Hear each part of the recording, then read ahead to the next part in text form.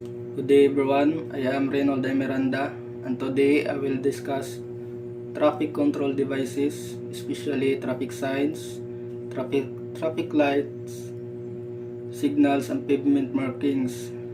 These devices help maintain road safety, regulate traffic flow and prevent accident.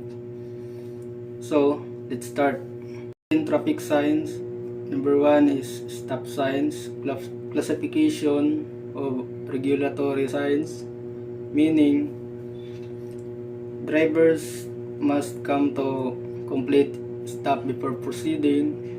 Proper action, stop completely, check for traffic and pedestrians, then proceed when safe. So pasabot, kung makakita ka og stop sign, kinahanglan gid na muhunong ka bisan waray sakyanan. Pagtan-aw nimo na lugar na pwede na ka magpadayon. Then number 2 is yield sign, classification of regulatory signs, meaning give the right of way to other vehicle or pedestrians. Proper action, slow down and be prepared to stop if necessary. So pasabot ini is kinahanglan gyud na mag hinay dani mo dagan o huwat ka kung naay mo muuna pag-agi. Paunahonan iba na sakyanan o tao nga mo tabok kung yaon sila sa right way. Number 3 is speed limit signs, classification of regulatory sign, meaning indicates the maximum legal speed. Proper action, driver at or below the stated speed limit. Pasabot ini is kung uno ang makita nimo na kabutangan sa speed limit, kinahanglan amo da sab ngimo dagan. For example, yon makabutangan sa na speed limit 40 or 60 or 30, amo day imo sundon. Number 4 is no U-turn sign, classification of regulatory sign, meaning U-turns are prohibited. Proper action, continue driving and find a legal location to turn around. So pasabot, dili ka pwede mo balik kung makita nimo ang U-turn na sign sa highway. Number 5 is parking sign, classification of regulatory sign, meaning parking is not allowed in the area. Proper action, do not leave your vehicle parked there. So pasabot na kinahanglan na dili ka kung makita nimo iton sign na no parking, kinahanglan na dili ka mo park ngadto na area. 6 is curve ahead sign, classification of warning sign, meaning a curve is approaching. Proper action, reduce speed and drive carefully. So kung pasabot kung kurbadahon, kinahanglan na dili ka magpakusog og dagan, kay yaon siya na area is blind spot yaon, dili nimo makitaan kasugat. Number 7 is pedestrian crossing sign,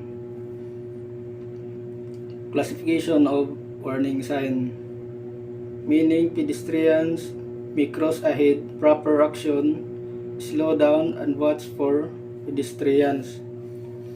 So ang pasabot ini kung lugar na kasagaran na tabukanan ng tao, kinahanglan gyud na mag-minor ka, hinay dani mo dagan og andam ka paghunong kon yaoy mo tabok. 8 is school zone sign, classification of warning sign, meaning school area ahead.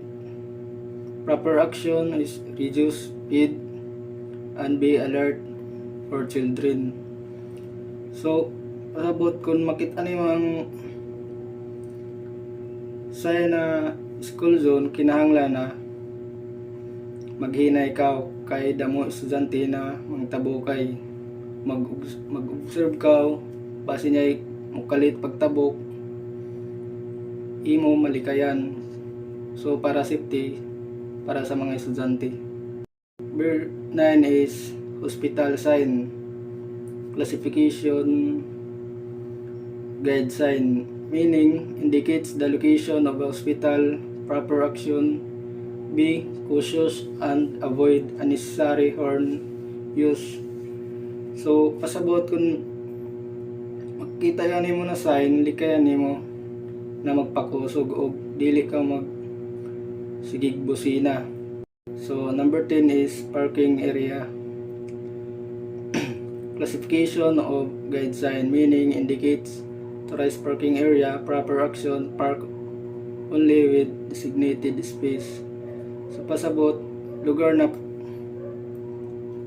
pwede ka magpark, dito lang ibutang ang sakyanan sa yon sakto na parking area. Traffic lights, signals. Red light meaning stop, proper action, come to a complete stop behind the stop line. So sabot ini dili ka pwede mo labay samtang nag red light pa.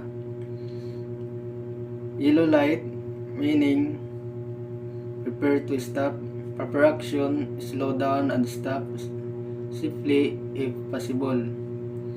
So pasabot hinay-hinay da og andam sa paghunong. Green light meaning go, proper action is proceed carefully after ensuring the intersection is clear. So ang pasabot ini is pwede na ka moagi og padayon, make sure na waray tao or sakyanan nga makakosnan kuan bangga. Pavement markings, broken white line meaning separate lanes moving in the same direction. Driver action, lane changing is allowed when safe. So pasabot ini is pwede ka mo balhin sa pikas na lane kung safe siya o kung waray mga sakyanan. Then solid white line, separate lanes moving in the same direction. Driver action, avoid changing lanes. So ang pasabot ini is dili ka pwede magkuha yun mubalhin og lain na lane. Ang imo buhaton is ngana da ka sa imo lane. Double solid yellow line is meaning separates traffic moving in opposite directions. Driver actions, do not overtake or cross the lines. So pag makita niyo is pasabot yaon dili ka pwede mo overtake. Then stop line is meaning indicates where vehicles must stop. Driver action, stop before the line. So ang pasabot ini is kinahanglan pag makita nimo ang stop line is muhunong ka o mudistansya ka. Then pedestrian lane meaning area designated for pedestrian crossing. Driver action, yield to pedestrians. So pasabot ini kung makakita og pedestrian lane, kinahanglan gid na mo minor ka or muhunong kay sa haya oy mo diretso da pagtabok na mga tao kay agihanan yaon sa tao. Then yellow box meaning keep the intersection clear. Driver action, do not enter unless your exit path it is clear.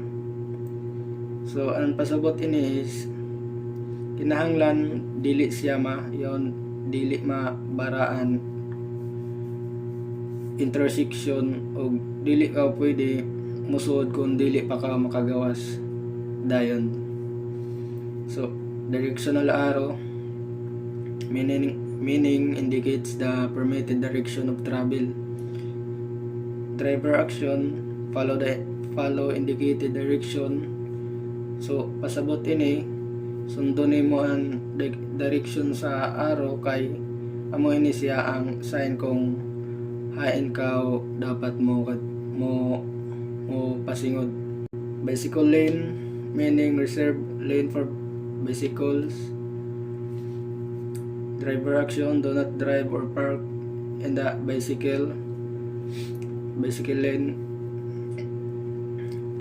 And sabot ini is na lane is para din sa mga bike or yung bisikleta o bawal sab ka mo parking adto. Then ang conclusion is importante na masaydan nato ang traffic signs, traffic lights o pavement markings para malikayan ang yon aksidente o masiguro ang kaluwasan sa tanan nga nagamit sa agihan. O salamat ang